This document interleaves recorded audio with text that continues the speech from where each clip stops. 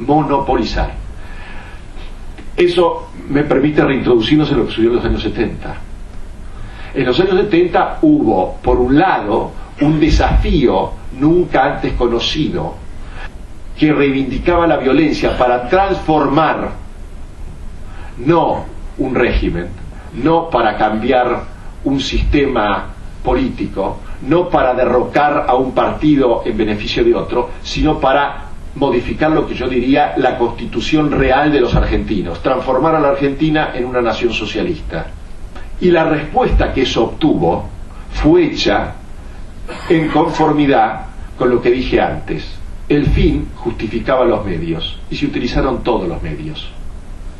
Esto no había ocurrido nunca antes porque la dimensión, es decir, el desafío que se le presenta al Estado argentino en ese momento era inédito. Una vez más, los calificativos o las justificaciones que cada uno quiere hacer corre por cuenta de cada uno. ¿Qué decir de las instituciones?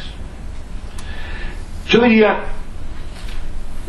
la Argentina desde 1810 a 1880, poco menos, en donde nace el Estado argentino, a caballo de la irrupción de Julio Argentino Roca en el escenario político como presidente. Roca, por supuesto, tenía una trayectoria anterior. Fue pobre en instituciones porque la historia de la Argentina de 1810 a 1870, poco más o menos, es la historia de una ininterrumpida guerra civil. Y cuando uno lo que tiene es una interrumpida guerra civil, el peso de las instituciones, entendidas como rule of law, es casi insignificante. A partir del 80, y más allá de que el régimen que se establece, lo que Alberdi llama la república posible, pletórica de libertades sociales, económicas, de pensamiento, etcétera, pero muy restringida en términos de la sucesión. La República Conservadora lo que hace es expandir todo tipo de libertades, fortificar las instituciones, pero retener, monopolizar. Por eso era una república posible, no era la república ideal. Era república, o tenía instituciones. La república era ciertamente democrática, no tenía nada. Pero en esa Argentina se forjan instituciones que van a durar hasta la década del 40 del siglo siguiente. Y es quizás el ciclo, desde el punto de vista de la movilidad social, del progreso económico y de la consolidación de instituciones, más rico de la historia argentina. Después se podrá discutir si echó raíces, por qué terminó tan rápido, qué explica el cambio de la Argentina de haber llegado a ser la 10ª economía del mundo a lo que somos hoy, pero eso es harina de otro costal. Lo que quiero decir es que en términos de las instituciones uno no podría decir que su falta, su carencia cruza como la violencia en diagonal nuestra historia. Tiene momentos, algunos como los primeros 70 u 80 años de vida, entre comillas, independiente, en donde es lógico que las instituciones hayan sido muy pobres.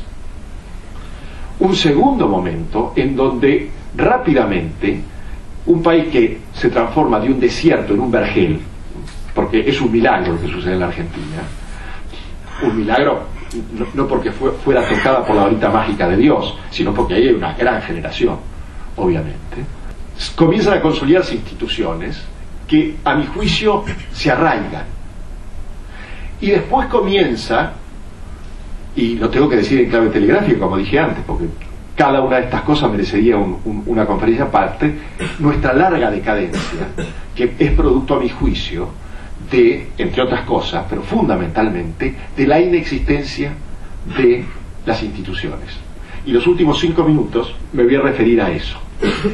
Cuando los países no tienen instituciones, cuando las instituciones son continentes sin contenido, cuando uno puede verbalizar su existencia, pero en realidad en términos fácticos y en términos jurídicos no las encuentra por ningún lado, se genera un vacío.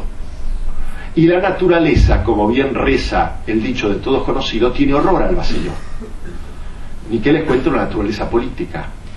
Con lo cual, los países que carecen de instituciones generalmente cubren ese vacío, remedian esa normalidad, le buscan una solución a ese fenómeno disfuncional para su existencia, con arreglo al surgimiento o a la existencia de hombres providenciales. Y entonces, si uno ve lo que ha sucedido en la República Argentina desde 1940 a la fecha, y yo suelo repetir esta idea que no es ninguna genialidad, a mí me sirve, y es la siguiente: imagínense ustedes que alguien quisiese, que viniese un extranjero y dijera, mire, yo desearía que usted me dé alguna guía porque quiero escribir la historia de las instituciones argentinas desde el comienzo de la Segunda Guerra Mundial hasta nuestros días. Y uno tendría que decirle, mire, no pierda el tiempo, porque no hay ninguna posibilidad de, en consonancia con el fenómeno institucional, explicar lo que nos sucedió a los argentinos. Uno puede encontrar que su falta es en buena medida la explicación de por qué estamos en la decadencia que sobrellevamos desde tanto tiempo, pero lo que no se puede decir es que existieron instituciones. Precisamente no existieron las instituciones, o las que existen carecen de tal manera de poder que es lo mismo. Ahora, donde no hay instituciones hay, y entonces el extranjero podría decir, entonces ¿cómo podría explicar la historia argentina en los últimos 70 años? ¿Sabe cómo? Haciendo mención, historiando, en última instancia escribiendo 5, 6 o 7 grandes biografías. Porque lo que ha caracterizado a la Argentina es, si me permite la palabra, la existencia, aunque esto, que me perdone Julio César, que es uno de los hombres más grandes de la historia, es con arreglo a distintos Césares, hombres providenciales, caudillos, no necesariamente buenos, pero que al solo conjuro de su nombre y en función de la autoridad que tenían, del poder que retenían, del ejercicio que hacían del mismo, de la importancia que fueron capaces de gestar, en definitiva condicionaron, determinaron el derrotero histórico de los argentinos desde 1945 a la fecha. La crisis de nuestras instituciones, a mí me parece que no tiene, y cierro un poco con esto, mucho que ver con el ejercicio de la violencia. Pero ojo, son dos fenómenos, y por eso tiene todo el sentido del mundo haberlos puesto en el título y haberme invitado a hacer referencia a los mismos. No es que se expliquen mutuamente, pero sobre todo en los últimos 70 años y en buena parte del siglo XX, o más aún en la parte del siglo XX que es parte de la decadencia, han estado unidos.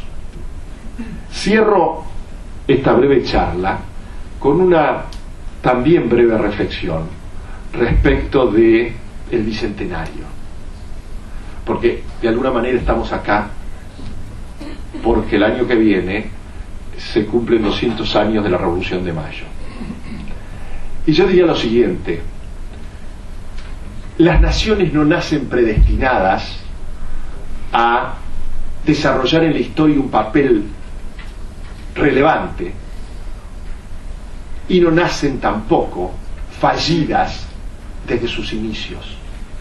La grandeza de una nación la gestan generaciones que son capaces de asumir los desafíos que se le presentan y resolverlos en tiempo y en forma, lo cual no quiere decir que deban triunfar.